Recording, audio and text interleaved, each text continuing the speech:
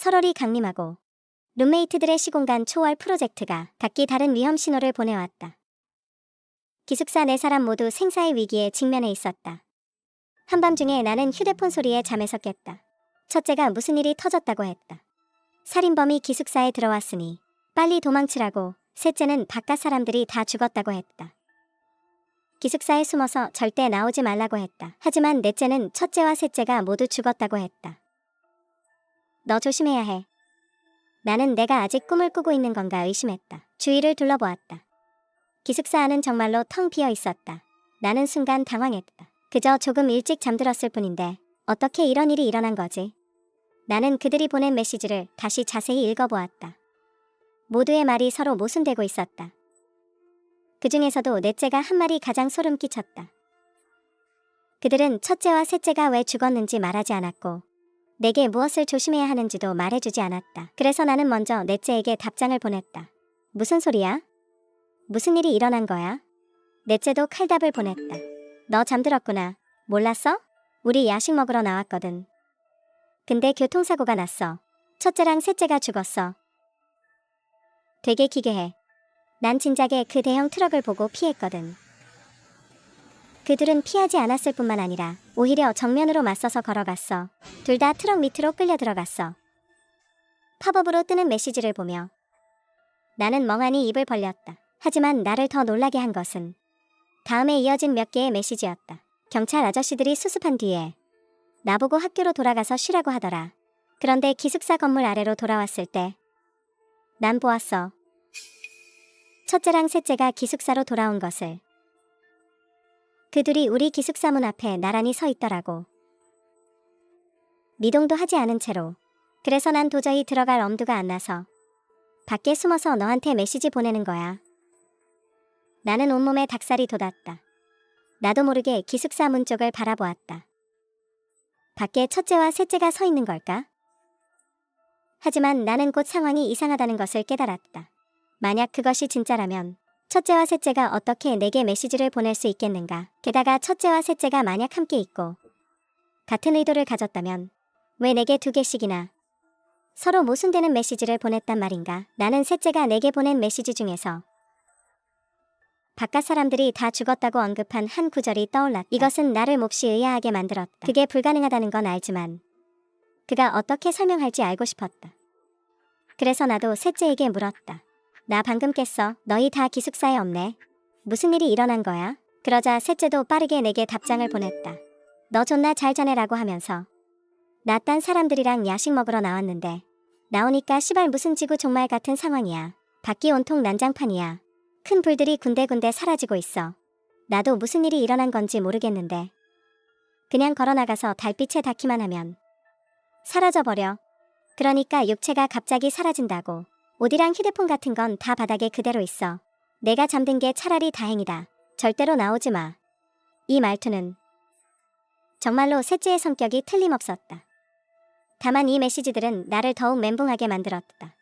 나는 전혀 이해할 수 없었다. 하지만 생각이 났다. 우리 베란다로는 달빛이 들어올 수 있다는 것이. 그래서 나는 재빨리 침대에서 내려왔다. 그런데 언뜻 보아도 바로 보였다. 하얗게 흐린 베란다 바닥 위에 뜬금없이 잠옷 2벌이 누워있었다. 나는 충격을 받았다. 게다가 알아볼 수도 있었다. 이 잠옷 2벌은 첫째와 넷째의 것이었다. 이것은 놀랍게도 셋째가 묘사한 소멸과 너무나도 딱 맞아떨어졌다. 하지만 그들은 분명 여전히 내게 메시지를 보내고 있지 않은가. 특히 넷째는 내게 교통사고 이야기와 첫째와 셋째가 모두 귀신이 되었다는 이야기를 해주었다. 설마 이른바 소멸이라는 게 죽음이 아닌 걸까? 바닥에 놓인 빈 잠옷을 보아하니 지금의 나는 셋째를 믿는 쪽으로 기울었다. 그리고 그 둘이 말한 이야기 속에서는 그들 자신을 제외하고 다른 이들이 모두 죽었다는데 그럼 첫째는? 나는 첫째의 이야기 속에도 셋째나 넷째와 서로 어긋나는 부분이 더 있지 않을까 의심했다. 그래서 나도 그에게 메시지를 보냈다. 살인범이라니? 너희 지금 어디야? 안전해? 진짜 살인범이야.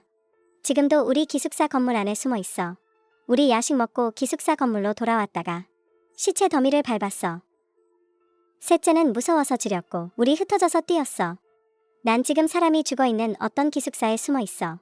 그들은 어떻게 됐는지 모르겠네. 너 얼른 내 기숙사에서 나와. 사람이 죽었던 기숙사에 숨어야 안전해. 첫째가 한 말은 비록 다른 두 사람만큼 터무니없지는 않았지만 이것 역시 완전히 논리에 맞지 않았다. 나는 서둘러 타자를 쳐서 물었다. 너 나한테 메시지 보낼 정신은 있으면서 왜 경찰 아저씨들한테 신고는 안 해? 나 경찰에 신고도 하고 지도 교수님한테도 알렸어. 내가 구조를 기다리기도 전에 먼저 죽을까 봐 그래. 살인범은 분명 한층 한층 위로 수색하며 올라올 거야. 빨리 도망쳐. 나는 첫째가 말하는 이 이야기를 보며 그저 내가 아직 잠에서 깨지 않은 것 같다고 느꼈다. 나는 학교의 다른 단톡방들을 열어보았다. 놀랍게도 모두 대화 금지가 걸려 있었다. 설마 기숙사에서 그렇게 많은 사람이 죽었다는 게 진짜란 말인가? 아니면 모든 게 다 거짓말이고 그 셋이 짜고 나를 골탕 먹이는 걸까? 나는 진지하게 고민하기 시작했다. 만약 첫째가 거짓말을 한 게 아니라면 그나마 다행이다. 내가 문을 열고 나가면 되니까. 하지만 그가 거짓말을 한 것이고 넷째가 거짓말을 한 게 아니라면 내가 마주해야 할 것은 은 첫째와 셋째다. 만약 셋째가 거짓말을 하지 않은 유일한 사람이라면 내가 나갔다가 달빛에 닿으면 사라져 버릴 것이다. 그들 중 누구의 말이든 간에 모두 내 목숨을 걸어야만 확인해 볼 수 있었다. 그러니 나는 먼저 배제해야 했다. 이게 그 세 사람이 짜고 나를 놀리는 것인지 아닌지를. 나는 기숙사 단톡방을 켰다. 그리고 그 안에 말했다. 됐어. 나 이미 너네 다 간파했으니까 그만 까불어. 단 한 사람도 내게 답장하지 않았다. 게다가 기숙사 단톡방에는 놀랍게도 다른 오늘 밤의 대화 기록이 전혀 없었다. 이건 상식적이지 않다. 그래서 나는 상황을 직접 끝내버리기로 마음먹었다. 나는 기숙사 단톡방의 대화 기록을 캡처해서 그들 각자에게 개인톡으로 보냈다. 그리고 조롱 섞인 한마디를 덧붙였다. 들통나니까 꼴에 숨어버리는 거냐? 그런데 생각지도 못하게 그들은 오히려 재빨리 내게 캡처본 하나를 답장으로 보냈다. 너 아직도 자고 있는 건 아니지? 살인범 나타났어. 빨리 일어나. 셋째의 캡처본. 오늘 밤 달 조카 버그 걸렸음. 절대로 나오지 마. 하지만 그의 대화창에서 넷째는 오히려 그에게 답장하고 있었다. 뭔 소리냐? 한밤중에 뭔 귀신 신하라 까먹는 소리야? 너네 설마 그렇게 병신같이 뒤진 건 아니지? 하지만 셋째가 아무리 욕을 해도 더 이상 그에게 답장하는 사람은 없었다. 나는 등골이 서늘해졌다. 왜냐하면 베란다에 있던 그 잠옷 두 벌이 연상되었기 때문이다. 첫째와 넷째는 셋째의 말을 전혀 믿지 않았다. 그래서 그들은 확인해 보려고 베란다로 향했을 것이다. 그리고 사라져 버린 것이다. 그리고 넷째가 내게 보낸 단톡방 캡처본 속에는 좆됐다라는 한마디와 함께 첫째랑 셋째가 차에 치였다고 적혀 있었다. 나는 문득 좋은 방법이 떠올랐다. 나는 새로 쌓인 단톡방을 하나 팠다. 왜냐하면 이 메신저 앱은 제한이 있어서 만약 단톡방의 멤버 구성이 완전히 똑같다면 새로운 단톡방을 새로 팔 수가 없기 때문이다. 하지만 문제는 내가 정말로 이 새 단톡방을 만들어냈다는 것이다. 나는 아연실색했다. 그들은 들어온 후에 말다툼을 벌이지 않았다. 그리고 넷째가 가장 먼저 던진 한마디는 너네 둘 대체 정체가 뭐야? 그제야 나는 그들이 싸우지 않는 이유가 공포 때문임을 알았다. 특히 넷째는 첫째와 셋째가 진짜로 자기 눈앞에서 죽는 걸 보았으니까. 첫째도 물었다. 나 너네 프로필 눌러보니까 친구 추가를 한 번 더 할 수 있겠드네. 너희도 똑같아? 셋째와 넷째 모두 긍정의 답변을 보냈다. 그러자 첫째가 곧이어 또 말했다. 하지만 단 하나의 예외가 있어. 그게 바로 가보야. 왜 너만 그대로 너인 거지? 우리는 다 다른 우리로 분열된 것 같은데 말이야. 나는 몹시 무기력하게 한 줄을 타이핑했다. 내가 어떻게 알겠냐? 너희 각자가 겪은 일이 완전히 다르잖아. 나는 즉시 대화 기록을 캡처했다. 한동안의 침묵이 흐른 뒤 첫째가 말을 꺼냈다. 만약 다들 거짓말을 한 게 아니라면 그렇다면 우리는 서로 다른 세계에서 온 사람일 수밖에 없어. 나도 그렇게 각해 평행세계 말이지. 그럼 둘째는 어떻게 설명할 건데? 만약 우리가 모두 차원을 넘어서 그의 세계로 온 거라면 그의 원래 룸메이트들은 어디 간 거야?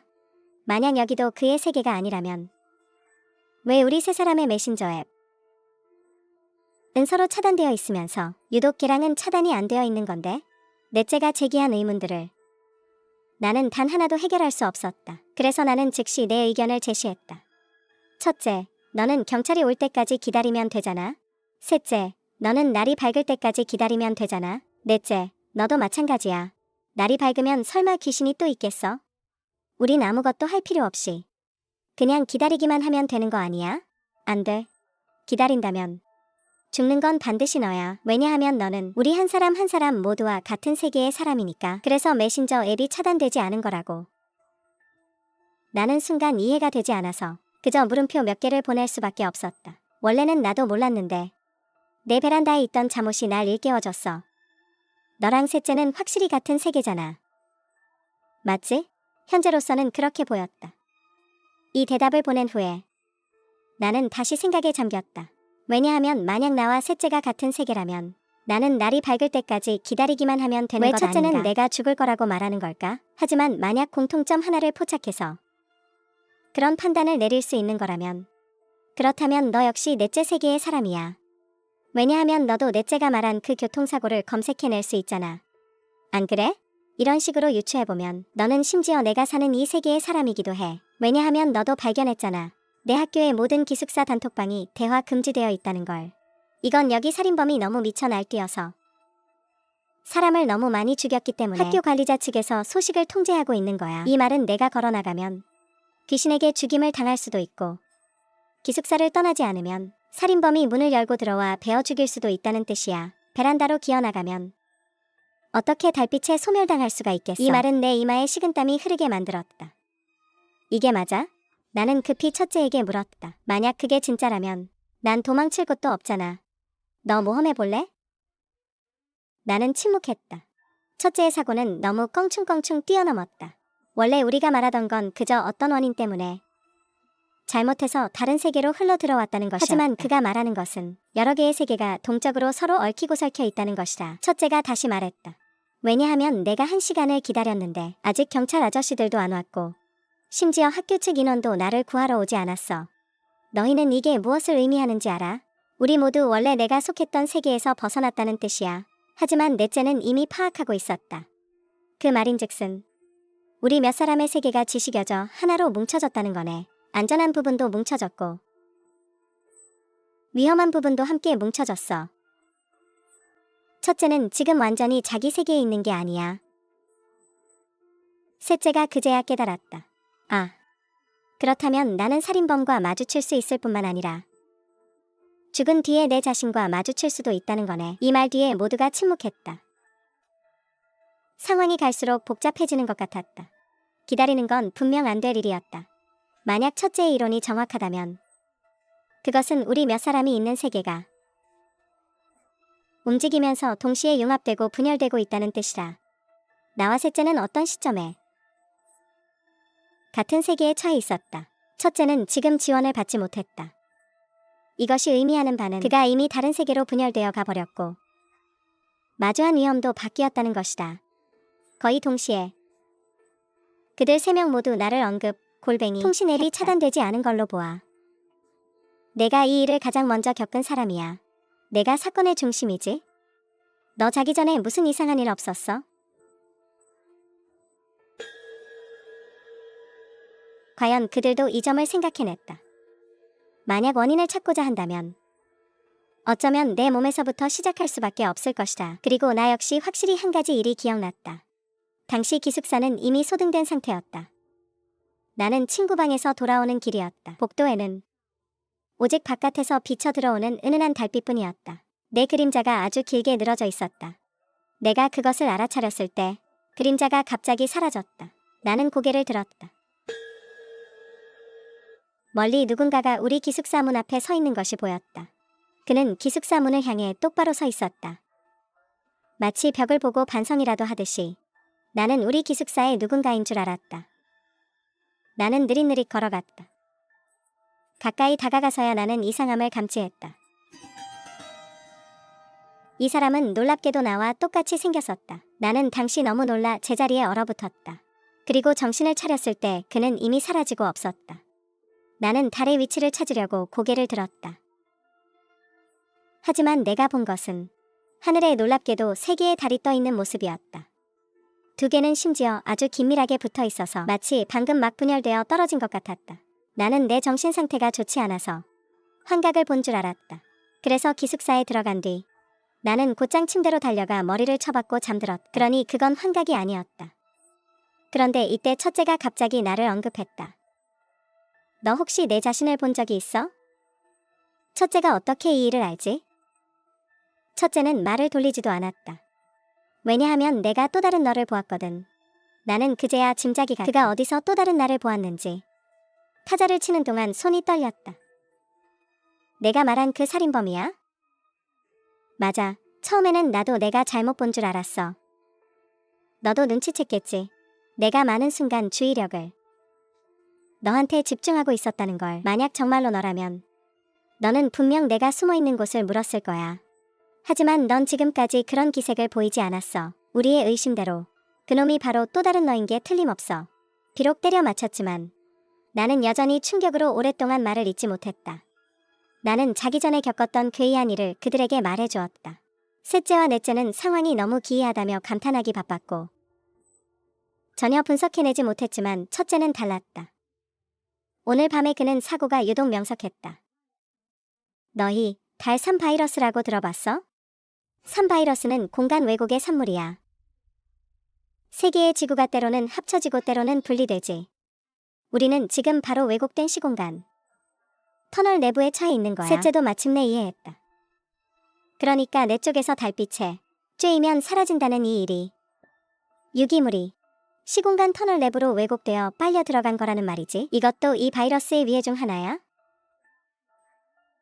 맞기도 하고 틀리기도 해. 내 짐작에 이건 그저 공간의 균열이 초래한 결과일 뿐이야.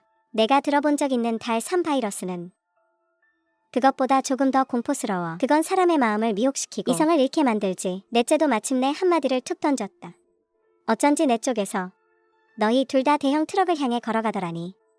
그리고 첫째 내가 본 또 다른 내 생각에 걔도 이성을 잃어서 그렇게 많은 사람을 죽인 거겠지. 상황이 마침내 조금씩 정리되기 시작했다. 그래서 내가 다시 물었다. 첫째, 그럼 우린 어떻게 해야 해? 오직 너한테 기댈 수밖에 없어. 내가 세계의 달을 가장 먼저 본 사람이야. 너는 또 다른 내가 내 그림자 속에서 분열되어 나오는 것을 똑똑히 보았어. 너는 각 세계를 관찰할 수 있지. 방법은 내게 있어. 하지만 반드시 내게 의지해야만 인도받아 사용할 수 있어. 너 베란다 한 번만 더 봐봐. 이 메시지를 보고 나는 베란다 쪽을 바라보았다. 하지만 그 잠옷 두 벌이 사라진 것을 발견했다. 나는 급히 단톡방에 말했다. 베란다에 있던 잠옷이 사라졌어. 이것은 이곳이 절대 셋째의 세계가 아님을 설명했다. 첫째가 즉시 셋째와 넷째를 언급했다. 그러니까 지금의 달빛은 무해해. 우리 지금 당장 기숙사로 돌아가야 해. 그리고는 다시 나를 언급하며 당부했다. 너는 어디도 가지 말고 그냥 기숙사에 머물며 자리를 비우지 마. 나는 즉시 답장했다. 알겠어. 셋째와 넷째도 기숙사를 향해 뛰기 시작했다. 상황이 드디어 큰 진전을 보였다. 나는 첫째의 방법이 무엇인지 몹시 궁금했다. 그가 이토록 신중하고 조심스러우니 분명 그가 현장에 도착해야만 실제로 조작해서 우리에게 보여줄 것이다. 다만 이때 나도 모르게 위로 대화 기록을 올려보며 오늘 밤 일어난 모든 일을 다시 복기해보았다. 그런데 나는 갑자기 아주 이상한 점 하나를 발견했다. 이 점은 마치 한 줄기 번개처럼 내 뇌리를 스쳤고 내 머릿속을 2초 동안 하얗게 만들었다. 나는 급히 셋째와 넷째에게 똑같은 한마디를 개인톡으로 보냈다. 계속 찾으러 오지 마. 하지만 이미 10여 분이 흘렀다. 나는 넷째의 답장을 받지 못했다. 셋째가 내게 물었다. 나 기숙사 건물 다 봐가는데 곧 도착해. 무슨 일이야? 첫째가 문제야. 그는 오늘 밤 내내 우리를 유도했어. 목적은 너희 둘을 나타나게 하려는 거였어. 그는 너무 이상해. 나는 그에게 전혀 말한 적이 없는데 그가 어떻게 알았겠어? 내가 넷째가 말한 그 교통사고를 검색해낼 수 있다는 걸 그가 어떻게 알았겠어? 내가 학교의 모든 기숙사 단톡방이 대화 금지되어 있다는 걸 안다는 걸. 너 전에도 걔랑 개인톡 했었잖아? 대화 기록 캡처본도 그에게 보냈었잖아? 거기서도 언급 안 됐었어? 나는 단호하게 대답했다. 전혀 안 됐어. 나 방금 다시 한번 다 확인해봤어. 절대 없어. 그러니까 첫째는 문제가 있는 거야. 그것도 아주 큰 문제. 나는 지금쯤 넷째가 이미 화를 입었을까 봐 의심스럽다. 왜냐하면 그는 너무 가까운 곳에 숨었었으니까. 단톡방에서 첫째도 오랫동안 말이 없었다. 나는 생각을 하다가 단톡방에서 첫째를 언급했다. 그리고 냉정하게 그를 추궁했다. 너 도대체 어떻게 된 거야? 그는 너무나 무고하다는 듯이 칼답을 보냈다. 뭐가 어떻게 돼? 영상 통화 걸어. 나 내가 누군지 알았어. 그러자 첫째는 과연 단호하게 전화를 끊어버렸다. 첫째가 그 본인이 아닌 거야? 그럼 그 도대체 누구야? 대체 누구겠어? 만약 그가 거짓말을 그렇게 철저하게 한 게 아니라면, 그렇다면 그는 분명 그 살인범일 거야. 말하자면 그가 바로 또 다른 너라는 거지. 하지만 만약 그게 너라면, 그가 왜 다들 너를 찾으러 가게 만든 거야? 자기 자신이 바로 그가 말한 핵심이잖아.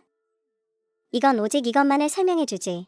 맞아. 곤경을 벗어나는 해결 방법에 있어서 그는 완전히 거짓말을 한 거야. 그는 그저 너희를 기숙사 이 구역으로 유인하고 싶었을 뿐이야. 그럼 난 빨리 숨어야겠네. 나는 전혀 알지 못했다. 또 다른 내가 왜 모든 사람을 죽이려고 하는지. 설마 이것이 곤경을 벗어나는 방법인 걸까? 게다가 왜? 똑같은 나인데. 그는 나보다 더 많은 것을 알고 있는 걸까? 바로 그때 음성 대화방에 첫째의 계정이 참여했다. 과연 내 얼굴이었다. 화면의 배경은 기숙사 안이 아니었다. 흐릿하게나마 볼 수 있었다. 그의 뒤로 끊임없이 후퇴하는 캠퍼스 전체의 풍경을 빠르게 이동하고 있었다. 좆됐다. 만약 내가 셋째를 죽이려고 한다면 나 역시 영상통화를 켜서 그가 지금 도대체 어디에 있는지 확인할 거야. 나는 급히 크게 소리쳤다. 셋째, 영상통화 꺼. 그놈이 너 찾으러 갔어. 하지만 이미 너무 늦은 것 같았다. 비명소리 한 번만이 들리더니 영상이 끊어져 버렸다. 또 다른 나의 다음 단계는 나마저 도살하는 것일까? 어쨌든 그는 내가 어디 있는지 잘 알고 있으니까 거기까지 생각이 미치자 나는 기숙사 문을 밀치고 밖으로 뛰쳐나갔다. 밖은 여전히 은은한 달빛이 내리쬐고 있었다. 나는 달빛을 쬐었지만 나는 사라지지 않았다. 나는 눈앞에 또 다른 나를 죽일 듯이 노려보았다. 그는 나에게 당장 치명적인 손을 쓰지는 않았다. 평소엔 셋째가 미련한 줄만 알았는데 무기를 챙겨둘 줄은 몰랐네. 너무 방심했어. 패를 다쳤군. 그는 손을 쓰지 않고 오히려 고개를 들어 하늘을 바라보았다. 하늘에는 거의 하나로 합쳐지려 하는 세 개의 달이 시간이 있었다. 없어. 내가 또 실패했네. 내 이 상태로는 진짜 널 이길 수가 없겠다. 저쪽으로 가서 숨어. 넌 살아남을 거야. 아마도 아주 여러 번 살아가게 되겠지. 아주 여러 번이 지난 후에야 넌 정말로 내가 될 수 있어. 하지만 나는 도무지 이해할 수 없어서 몸을 돌려 그에게 물었다. 이게 대체 어떻게 된 일이야? 달빛 아래 그의 안색은 더욱 창백해져 갔다. 달빛 아래 그의 안색은 더욱 창백해졌다. 그는 여유롭게 이 달색의 바이러스는 사실 탈출할 수 있는 방법이 단 하나뿐이라고 말했다. 그것은 바로 유일한 존재가 되는 것. 그래서 달이 아직 세 개일 때만 유일한 존재가 되어야 돌아갈 수 있고 그렇지 않으면 끝없이 반복될 뿐이라고 했다. 나는 여전히 그가 무슨 말을 하는지 이해하지 못했다. 계속해서 물어보려던 참에 그는 마치 먼지처럼 분해되어 버렸다. 나는 어안이 벙벙해졌다. 이때 하늘 속의 세 개의 달이 완전히 하나로 융합되었다. 빛이 나를 완전히 감쌌다. 다시 눈을 떴을 때 나는 기숙사 문 앞으로 돌아와 있었다. 그리고 발소리도 들렸다. 나는 고개를 살짝 돌렸다. 그곳에 또 다른 내가 서 있었다. 나는 몸을 돌려 도망치려 했다. 하지만 또 다른 내가 했던 그 말들이 떠올라 발걸음을 멈추었다. 설령 나 자신을 죽이더라도 나는 살아남아야 한다. 유일한 존재가 되어야 한다. 나는 도망치려던 생각을 접었다. 고개를 돌려 또 다른 나를 바라보았다. 이건 모두 환각이야. 너 돌아가서 잠 한숨 자고 나면 괜찮아질 거야. 그는 고개를 들어 창밖의 세 개의 달을 바라보며 혼잣말을 했다. 와 대박, 걔들이 요리한 버섯이 덜 익었나 봐. 먹고 환각이 보이네.